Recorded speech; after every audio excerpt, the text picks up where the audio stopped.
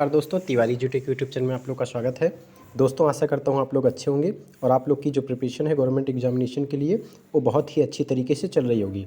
जैसा कि आप लोग के लिए एक खुशखबरी है, जो भी एस्पिरेंट एसएससी एमटीएस की तैयारी कर रहे हैं उनके लिए, एसएससी एमटीएस और हवलदार 2023 के लिए तैयारी कर रहे हैं उनके लिए एक गुड जो है एक वो है नोटिफिकेशन आउट हो गया है एसएससी एमटीएस का और हवलदार का।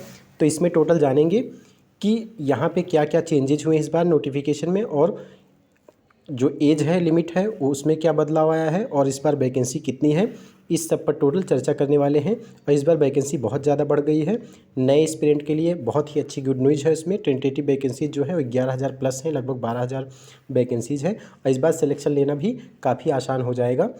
ये सब सारी चीज़ें हम डिस्कस करने वाले हैं। सबसे पहले बता दें इस वीडियो में कि हम एक एक चीज़ों को डिस्कस करेंगे और क्या क्या जो स्ट्रेटजी है अपनानी चाहिए नए कैंडिडेट को, एस्पिरेंट को, और जो पुराने एस्पिरेंट है जो सिलेक्शन किसी तरह वजह से नहीं ले पाए हैं एग्जामिनेशन में। तो जैसा कि हमारे एमटीएस 2021 में हमने एग्ज़ाम दिया था, जो कि अभी प्रोसेस चल रहा है, फाइनल रिजल्ट नहीं आया, उसमें हमने आउट ऑफ 100 जो है 93 स्कोर किया है। तो इसलिए हवलदार का भी हमने फिजिकल एग्जामिनेशन दिया है, उसमें भी हमने क्वालिफाई किया है। तो आप लोग को एक एक चीज़ डिस्कस करेंगे, एमटीएस में क्या क्या जो है चीज़ें हैं और हवलदार के लिए क्या क्या रिक्वायरमेंट्स हैं। तो चलिए नोटिफिकेशन की तरफ बढ़ते हैं। यहाँ पे क्या क्या दिया है, मेजर जो चीज़ें हैं डिस्कस करने वाली, उस पर डिस्कस करने हैं, नज़र डालते हैं।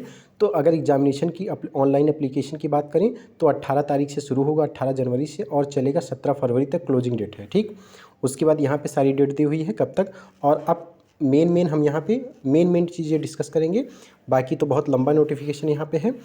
तो कंप्यूटर बेस्ड नोटिफिकेशन, अब यहाँ पे schedule of computer based examination April 2023 में इसका जो एग्ज़ाम का डेट दिया हुआ है अप्रैल में होना है। ठीक, अब अप्रैल में होना है। टोटल वैकेंसीज़ की बात कर लेते हैं फ्रेंड्स। तो यहाँ वैकेंसीज़ क्या है, टेंटेटिव वैकेंसीज़ है, ये बढ़ भी सकती है। अब इसमें 2 बार, जैसा कि आप लोग जानते हैं 2021 से एसएससी एमटीएस में 2 चीज़ें भरी जाती हैं, एक तो हवलदार की है और एक क्या है एसएससी एमटीएस की है। ठीक, तो एसएससी एमटीएस के लिए और हवलदार के लिए, दोनों के लिए आपको क्या करना पड़ता था, पहले एक टीयर 1 देना पड़ता था एग्ज़ाम, और उसके बाद जो कि मेरिट उससे बनती थी, और एक डिस्क्रिप्टिव पेपर होता था जो कि एसएससी एमटीएस हवलदार दोनों के लिए होता था।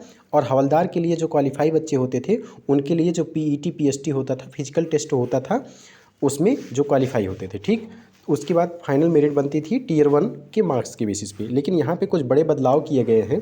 तो यहाँ पे इस बार वैकेंसी कितनी आई है, इस बार वैकेंसी अच्छी खासी है। यहाँ पे देख सकते हैं एमटीएस के लिए अप्रॉक्सीमेटली 10,880 वैकेंसी है, और हवलदार के लिए सीबीआईसी सीबीएन के लिए 529 वैकेंसी है, जो कि 2021 में एमटीएस के लिए देखा गया था तो 3800 वैकेंसी और हवलदार के लिए 3600 वैकेंसी। ठीक, तो इससे कई गुना वैकेंसीज़ हैं। हवलदार और में थोड़ी सी कम आ गई है इस बार, 529 वैकेंसी। अब बात करते हैं यहाँ पे हवलदार की वैकेंसी किस डिपार्टमेंट की में अगर बात करते हैं, सीबीआईसी और सीबीएन डिपार्टमेंट में है, जिसको सेंट्रल ब्यूरो ऑफ नारकोटिक्स बोलते हैं, और central board of indirect customs, excise and customs में। ठीक, अब बात करते हैं, ये तो बात हुई हमारी वैकेंसीज़ की कितनी है और कब से स्टार्ट हो रहा है फॉर्म और कब तक जो है एग्जामिनेशन कंडक्ट होगा। अब यहाँ पे बात करते हैं, और सब आप लोग देख ही देंगे, एज लिमिट की बात आती है दोस्तों। तो यहाँ पे एक एज लिमिट में प्रॉब्लम कर दिया है, जैसा कि बहुत सारे कैंडिडेट्स जो है इससे वंचित रह जाएंगे, उनके साथ समस्या हो गई है। जैसा आप लोग देखे होंगे CHSL 2022 का फॉर्म आया, CGL 2022 का फॉर्म आया, तो उसमें एज लिमिट जो हुआ था वो 1 जनवरी 2022 किया था। ठीक, लेकिन जैसे ही एसएससी एमटीएस 2022 का आया तो यहाँ पे एज लिमिट 1 जनवरी 2023 कर दिया, जिससे 1 साल जो हुआ कैंडिडेट का नुकसान हुआ। नुकसान कैसे हुआ, अगर यही नोटिफिकेशन मान लो 18-20 दिन पहले आई होती तो यहाँ पे 1 साल जो कैंडिडेट का था वो बच जाता और वो एलिजिबल हो जाते। तो इससे बहुत ज़्यादा कैंडिडेट को परेशानी हुई। तो एसएससी को मैं रिक्वेस्ट करता हूँ, मेरी तरफ से ये होना चाहिए, सजेशन ये एसएससी को है कि ये एज लिमिट भी जो है, जैसे सीजीएल और सीएचएसएल के लिए एज लिमिट 1/1/2022 किया है, इसी तरीके से एमटीएस के लिए भी 1 जनवरी 2022 होना चाहिए, जिससे बहुत सारे कैंडिडेट के लिए जो है वो अच्छा हो सके, उनका जो है वो फॉर्म को अप्लाई कर सके। अब यहाँ पे बाकी छोड़ दिया हुआ है। अब देखिए यहाँ पे 2 चीज़ें हैं, एक 18 से 25 साल एज ग्रुप के लिए आता है और एक 18 से 27 साल एज ग्रुप के लिए। 2 टाइप की वैकेंसीज आती हैं, कुछ डिपार्टमेंट में 18 से 25 मांगता है, कुछ डिपार्टमेंट में 18 से 27 एज ग्रुप मांगता है, चाहे वो एमटीएस हो चाहे हवलदार हो, ये आप लोग देख लेंगे। बाकी जो कैटेगरी वाइज होता है फ्रेंड्स, कैटेगरी अलग अलग SC ST OBC और EWS AWS में नहीं छूट मिलती है, बाकी कैटेगरीज़ में हमारा 3 साल, 5 साल और 10 साल ये सब अलग अलग जो है यहाँ पे रिलैक्सेशन मिलता है एज में। अब बात आते हैं, ये तो बात हो गई हमारे वैकेंसी, नंबर ऑफ़ वैकेंसीज़ की, और एज ग्रुप की बात आ गई, और कब से जो है किस एज ग्रुप के बंदे अप्लाई कर सकते हैं कैंडिडेट। अब यहाँ पे बात चलते हैं पैटर्न, जो कि बहुत बड़ा चीज़ हुआ है। पैटर्न इस बार चेंज हो गया है पूरा ओवरऑल SSC MTS का, इसलिए नए एस्पिरेंट के साथ दिक्कत होने वाली है, और कहीं ना कहीं ये अपॉर्चुनिटी भी है नए एस्पिरेंट के लिए, और कहीं ना कहीं अगर वो चीज़ों को समझ नहीं पाते हैं तो उनके लिए प्रॉब्लम्स भी क्रिएट हो सकती हैं। अब देखिए यहाँ पे computer based examination subject session 1 session 2 आप लोग जान ही रहे हैं, जैसा कि SSC ने क्या किया, पूरा पैटर्न SSC CGL का भी चेंज किया है, CHSL का भी चेंज किया है। पहले Tier 1 Tier 2 डिस्क्रिप्टिव भी होता था, उससे डिस्क्रिप्टिव को हटाया है। इसी टाइप से अब CHSL, अब MTS में भी डिस्क्रिप्टिव को हटा दिया गया है। क्या होता था, डिस्क्रिप्टिव को हटा दिया गया है। नए एस्पिरेंट ये चीज़ ध्यान रखिए, पहले MTS में क्या होता था, Tier 1 एग्जामिनेशन होता था जिसमें 25-25 सवाल पूछे जाते हैं थे, रीजनिंग, मैथ, GK और इंग्लिश के। अब उसी के बेसिस पे, और Tier 2 जो होता था क्वालिफाइंग होता था, 50 नंबर का डिस्क्रिप्टिव, लेटर और ऐसे पूछा जाता था। लेकिन अब क्या हुआ है साथियों, यहाँ पे हुआ क्या है, आप लोग के लिए एक ही पेपर कराया जाएगा। क्या कराया जाएगा, कंप्यूटर बेस्ड टेस्ट एक कराया जाएगा। उसमें क्या किया जाएगा, 2 सेशन में रखे जाएंगे। पहला सेशन 1 रखा जाएगा, सेशन 1। अब इस सेशन 1 में देख रहे हैं, सेशन 1 में हमारा मैथमेटिक्स पूछा जाएगा, जो कि 20 क्वेश्चन पूछे जाएंगे। 60 जो है यहाँ पे 60 नंबर के 20 क्वेश्चन पूछे जाएंगे, एक सवाल 3 नंबर का होगा। ऐसे ही रीजनिंग पूछा जाएगा, 20 सवाल, एक सवाल 3 नंबर के, 60 नंबर के, तो मतलब 60-60 120 नंबर का आपका रीजनिंग और मैथ पूछा जाएगा, जो कि सेशन 1 में होगा। ध्यान दीजिएगा। और इसके लिए आप लोग को 45 मिनट का टाइम मिलेगा, 60 मिनट मिलेगा जो स्क्राइब जिनके लिए है। ठीक, अब सेशन 1 तो हो गया।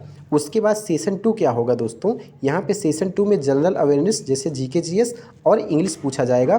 तो यहाँ पे देखिए बहुत ही इम्पॉर्टेंट बात यह है कि यहाँ पे सेशन 1 में मैथ और रीजनिंग में तो 20 ही 20 सवाल पूछ रहे हैं, लेकिन सेशन 2 में जो GK GS है और इंग्लिश, उसमें 25-25 क्वेश्चन कर दिया है, जिससे कि 75-75 नंबर का जो है वो इंग्लिश और क्या हो गया है, GK हो गया है। तो इसका जो कहीं ना कहीं जो है वो वेटेज बढ़ा दिया है, किसका, अंग्रेजी का और GS का। तो इसलिए जो कई सारे कैंडिडेट होते थे जिनकी इंग्लिश थोड़ी वीक रहती थी SSC MTS वाले, और GK वगैरह थोड़ा सा कम आता था, वो क्या करते थे, रीजनिंग और मैथ पे फोकस करके वो कहीं ना कहीं अपना मेरिट में नाम बना लेते थे। लेकिन उनके लिए अब दिक्कत होने वाली है, इसलिए आप लोग को चारों सब्जेक्ट पे फोकस करना पड़ेगा अच्छे तरीके से, और ख़ास करके इंग्लिश और GK में आपको बहुत अच्छे तरीके से मेहनत करनी पड़ेगी। और हाँ, एक बात और इम्पॉर्टेंट है, अब मेरिट ओवरऑल सेशन 1 सेशन 2 मिला के नहीं बनेगी। याद रखिए, मेरिट क्या बनेगी, जो सेशन 1, पहले सेशन 1 चेक होगा। सेशन 1 जब चेक होगा 20-20 नंबर का मैथ और रीजनिंग का, इसमें जो कैंडिडेट क्वालिफाई करेगा, तब सेशन 2 यहाँ पे कॉपी चेक होगी, सेशन 2 जिसमें इंग्लिश और GS है। और उसके बाद जो फाइनल मेरिट बनेगी, लास्ट में पूरा नोटिफिकेशन पढ़िएगा, टाइम हमको लग जाएगा, आप लोग डिटेल में पढ़िएगा। तो दिया है कि जो सेशन 1 कॉपी चेक होने के बाद जो क्वालिफाई करेगा, और क्वालिफाइंग मार्क्स कैसा है, जैसे जनरल का 30% दिया है, OBC का 25% दिया है, EWS का 25, इसी तरीके से क्वालिफाइंग मार्क्स दिया गया। अब सेशन 1 कॉपी चेक होने के बाद जो क्वालिफाई करेगा, अब सेशन 2 चेक किया जाएगा। अब सेशन 2 में GK और GS और इंग्लिश आएगी। तो जो फाइनल मेरिट बनेगी ना, वो सेशन 2 के नंबर के बेसिस पे ही फाइनल मेरिट बनेगी, याद रखिए। अब ये हमारा एग्ज़ाम हो गया, फाइनल मेरिट हुआ, यहाँ पे सिलेबस दिया गया है, कौन कौन सा मैथ में क्या आएगा, रीजनिंग में क्या आएगा। अब ये होने के बाद तो जैसा कि MTS जो है, MTS के लिए तो डायरेक्ट आपने पेपर दे दिया, पेपर देने के बाद फाइनल मेरिट उससे बन जाएगी। लेकिन जो कैंडिडेट हवलदार के लिए भी क्वालिफाई करते हैं, जैसे वहाँ पे दिया है कि हवलदार के लिए या MTS के लिए, हवलदार के लिए क्या किया जाएगा, 1:5 के रेशियो में क्वालिफाई किया जाएगा फिजिकल स्टैंडर्ड टेस्ट के लिए, PET PST के लिए। ठीक, कितने के लिए, PET PST के लिए। जैसे मान लो एक सीट है, तो एक सीट के लिए क्या किया जाएगा, एक सीट है तो उसके लिए 5 कैंडिडेट इस रेशियो में क्वालिफाई कराया जाएगा। तो PET PST में क्या होगा, आपका वॉकिंग दिया है 1600 मीटर, मेल के लिए 15 मिनट में वॉक करना पड़ेगा, और हाइट स्टैंडर्ड दिया है कितना, मेल के लिए 157.5 सेंटीमीटर, जो कि रिलैक्सेशन है गोरखा और असमीज़ के लिए, इन सब के लिए। यहाँ पे चेस्ट दे सकते हैं। चेस्ट अपना क्या होगा, 81 सेंटीमीटर होना चाहिए एक्सपेंड करने के बाद, और 5 सेंटीमीटर एक्सपेंशन होना चाहिए। जैसा कि मैं एक बार आप लोग को फिर बता दूं कि एसएससी एमटीएस में 2021 में पहली बार ये हवलदार की पोस्ट ऐड की गई थी, तो उसमें मैंने हवलदार का जो फिजिकल दिया है उसमें मैं क्वालिफाई था, एमटीएस में भी क्वालिफाई था। उसमें बहुत ही आसान होता है, कोई टफ टास्क नहीं होता। आप लोग एक बार चेक कर लीजिएगा, आपकी हाइट 157.5 सेंटीमीटर से ज़्यादा होना चाहिए, उतना होना चाहिए। और आपका रनिंग कराते हैं 1600 मीटर का, वॉकिंग कराते हैं 15 मिनट में 1600 मीटर का, और आपका चेस्ट मेजरमेंट करते हैं 5 सेंटीमीटर सीना फूलना चाहिए। 79 उसमें क्या होना चाहिए, 76 सेंटीमीटर आपका बिना फुलाए सीना होना चाहिए, और 5 सेंटीमीटर बढ़ाने के बाद टोटल 81 सेंटीमीटर सीना होना चाहिए। ठीक, तो ये चीज़ होगा जब फिजिकल आपका पीईटी पीएसटी होने के बाद फाइनल आपका रिजल्ट डिक्लेयर हो जाएगा। तो ये मोटी मोटी आपकी बातें रहीं। ठीक है, इस बार वैकेंसीज़ बहुत ही अच्छी हैं, और आप लोग बेटर तरीके से आप लोग तैयारी में लग जाइए। और अप्रैल में एग्ज़ाम होने वाला है, समय भी अच्छा खासा मिल रहा है। मिनिमम क्वालिफाइंग मार्क्स देखो, जैसा मैंने बताया था कि मिनिमम क्वालिफाइंग मार्क्स जो होना चाहिए वो UR, OBC, WS, other categories के लिए 30%, 25% और 20% यहाँ पे होने वाला है। सेशन 1 और सेशन 2 में इस तरीके का दिया गया है। ठीक, आई होप एक एक बातें आप लोग के साथ हमने डिस्कस किया है और चीज़ें समझ में आई होंगी। तो ये आप लोग देख लीजिएगा नोटिफिकेशन भी डाउनलोड करके। और हाँ, तिवारी इजूटेक टेलीग्राम चैनल पे मैंने ये पीडीएफ सेंड कर दिया है, आप लोग वहाँ से डाउनलोड करके देख सकते हैं। और वीडियो में जो भी नए हैं वो एक बार वीडियो को स्टार्टिंग से देख सकते हैं। ठीक है, मिलते हैं नेक्स्ट वीडियो में। अगर चैनल पर नए हैं तो साथियों मेरे चैनल को ज़रूर सब्सक्राइब करें, जिससे और बेल आइकन को प्रेस करें, और यहाँ पे फ्रेंड्स को अपने शेयर करना न भूलें। मिलते हैं नेक्स्ट वीडियो में, तब तक के लिए बाय बाय, टेक केयर।